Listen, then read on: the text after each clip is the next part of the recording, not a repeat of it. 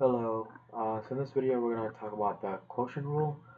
And quotient rule, again, if you didn't know, has to do with making our derivative life simpler. So basically, a couple videos back, or last video, we saw how to figure out derivative of a function if it's a product of two different functions, right?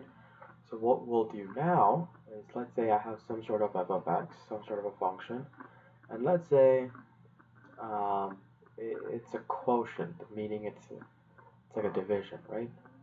So it's g of x over h of x instead of our product rule where we had g of x times h of x. So I'm going to refer to this as the QR if I ever need to write down quotient rule again. But yeah, so basically, what's the use for this? So what if I have something like, you know, x squared over x? Well, this right here is very simple, right? This function right here is just it's going to reduce down to x. But what if I just add like one more term over here? So what if I have x cubed plus 6x squared plus 2x?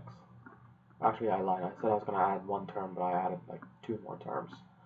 And then this is over x squared plus 1. So this right here becomes a little bit more tricky, right? I have to use long division, some sort of a synthetic division going on, and if that happens, then it turns into a lot of work. So for now, that's why we need to introduce the quotient rule, so that we can have like a simple algorithmic formula that we can use anytime we have a quotient of two different functions, which will be the top function and the bottom function, and so we can easily find the derivative. So if this is the case, then f prime of x is equal to the following. So we take the bottom function, which is h of x, multiply that by the derivative of the top. So the top function is g prime of x. Then we minus, what do we minus? We take the first function, the top function, g of x, multiply that with the derivative of the bottom.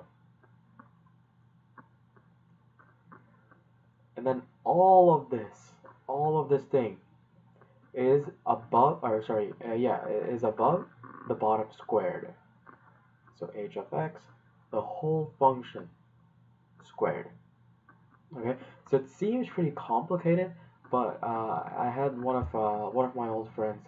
He said he was kind of you know he always used to come up with the rhymes or something. But he said think about it as high D low minus low D high, and or did he say?